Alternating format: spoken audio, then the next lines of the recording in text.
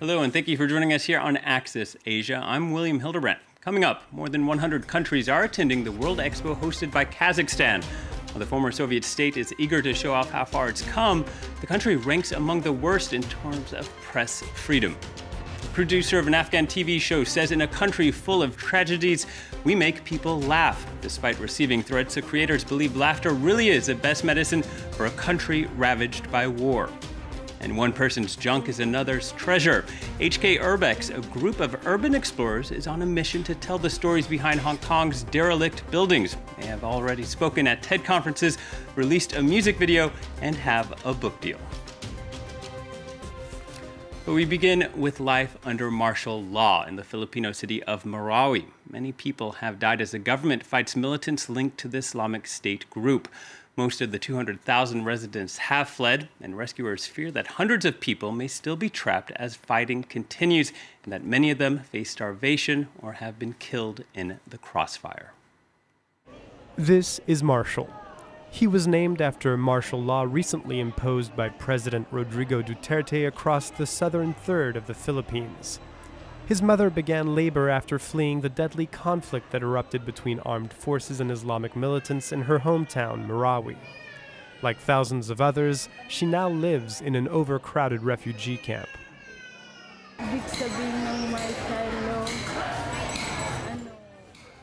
This martial law marked the beginning of the collapse of our lives as Muslims.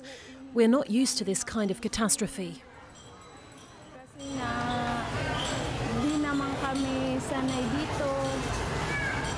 Most of the city's 200,000 residents fled during the early stages of the fighting, but authorities believe that several hundred are still trapped in areas of Marawi controlled by the militants. I hope my husband gets out. I can't look after our children on my own. I keep fainting because I'm so stressed. The fighting began on May 23rd, when hundreds of gunmen rampaged through Marawi waving the black flags of the Islamic State group. Trapped civilians are now being used as human shields to counter a US-backed bombing campaign. We're expecting the worst. Once the bridge is open, we're expecting that there will be dead bodies scattered around the streets. And even those who are residents who are still trapped in their homes, some of them may have died of hunger. The conflict has already claimed nearly 300 lives, and with authorities unable to dislodge the militants, many more people are destined to die. For the first time ever, a former Soviet state is hosting the World Expo. Kazakhstan is basking in the spotlight that comes with the event, which draws in more than 100 countries and 3 million visitors. It provides an opportunity to highlight its progress since leaving Russian control. But Kazakhstan would prefer not to call attention to its poor press freedom record, with the frequent arrest of journalists and closure of independent media organizations. Rochelle Harrison-Pless has more. A spectacle of pomp and pageantry, rolled out for the president of Kazakhstan and his Chinese and Russian counterparts. Nursultan Nazarbayev has held power for more than a quarter of a century. For the Kazakh leader, the World Expo 2017 is Kazakhstan's big moment, as the country takes another step onto the global stage. But the bright lights and fireworks distract and divert from a hidden reality in this former Soviet republic in Central Asia with a population of 17 million. Inga Imanbay's husband has been held in custody since February. She hasn't been allowed to see him over the last 4 months, but she hasn't stopped trying.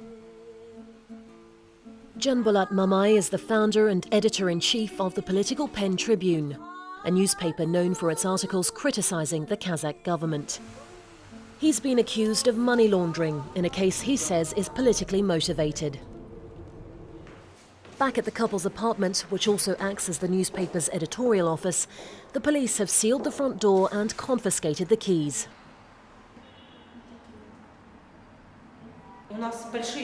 I'm afraid they won't open the door until Janbolat has gone on trial.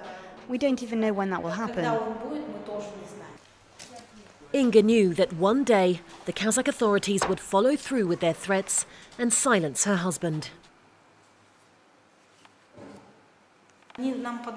They did everything to persuade us to leave the country. Sometimes it was hinted at, other times it was more direct.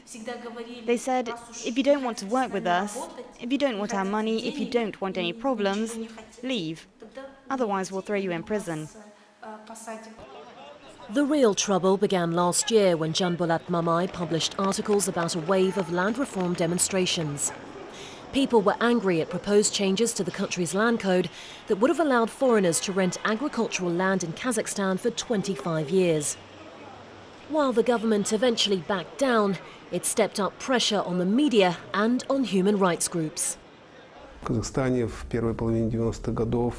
early 1990s in Kazakhstan, there were several independent TV channels and radio stations. Today, there is only one left. In Astana, the museum of the first president of the Republic of Kazakhstan says it draws some 8,000 visitors per month. A museum dedicated to the man who's ruled the country with an iron fist since 1989 and founded by Nazarbayev himself.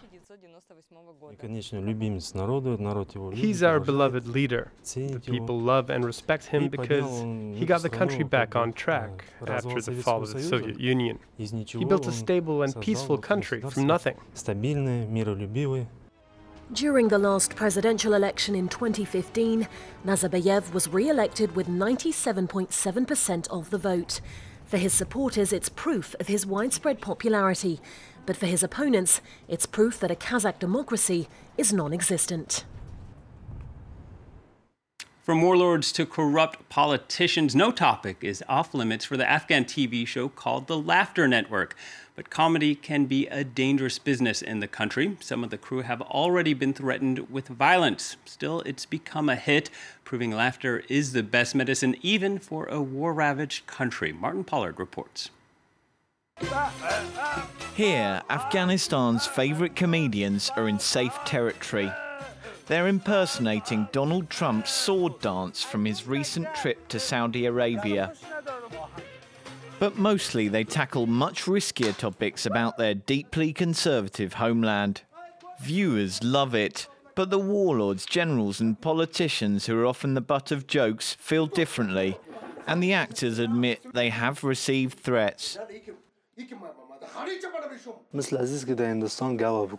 Doing comedy here is like killing a cow in India, since Hindus respect cows for religious spirits. In Afghanistan, they say laughing is a sin, but there are some people who encourage us, saying you do the best job to make people laugh. Their show is called The Laughter Network. It's broadcast weekly on Tolo TV, a private free-to-air channel that's one of many to have thrived since the Taliban were overthrown in 2001. The show is known for blurring the lines between satire and reality. The result is that ordinary Afghans now even approach the TV crew to expose wrongdoing. The only reliable spot for the people is the media now. Sometimes people prefer media over the judicial institutions of the government. Sometimes people wait for hours and days to see one of our colleagues and tell them their problem. But there's one taboo that's yet to be broken. Not a single woman has appeared on the show. Instead, the team mostly turn to this actor when a female character is needed. Our society is not ready to accept a girl on a show. Even if we have a woman, we will face a lot of criticism. They don't allow their daughters to school, so how will they allow them to a comedy show? The comics and their skits are a rare uncensored voice and a welcome distraction from Afghanistan's conflict and political woes.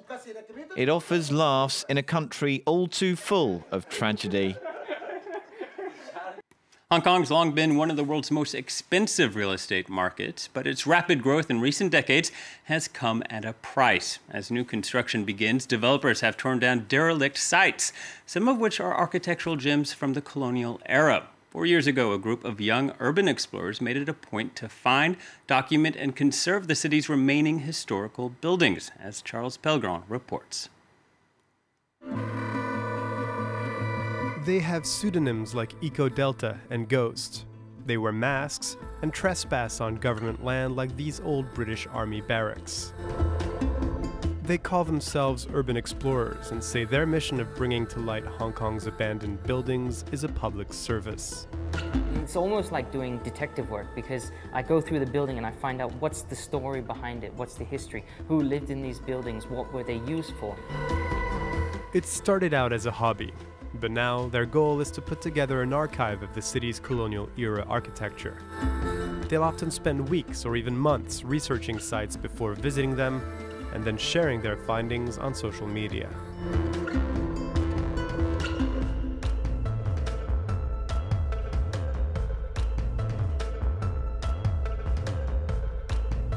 For decades now, some of the city's older structures have been demolished to make way for modern developments in one of the world's most expensive real estate markets. And I just fear that maybe in 20 years' time, there won't be a lot of unique Hong Kong heritage or architecture even that really shows that we are Hong Kong, because there's no other place like us, even compared to China, for example. We have our own cultural merit. The government says it's made conservation efforts like launching the revitalization of 19 buildings. But for this architecture professor, more needs to be done. The biggest obstacle to conservation is the priority given to development. And a lot of this has to be resolved through policy and legal means, In the meantime, Ghost, Echo Delta, and their fellow urban explorers will continue clearing the dust off Hong Kong's lesser-known corners.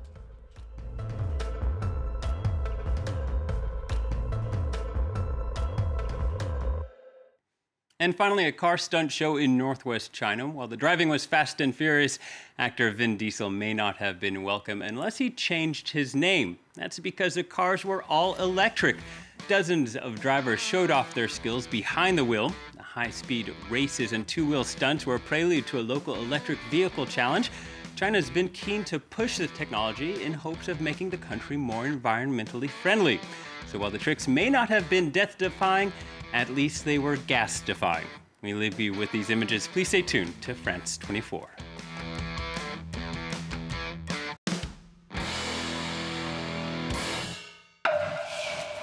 Eye on Africa, presented by Georgia Calvin-Smith. Africa News, your eyes on Africa. Bringing you the latest from across the continent. Eye on Africa, on France 24 and France24.com.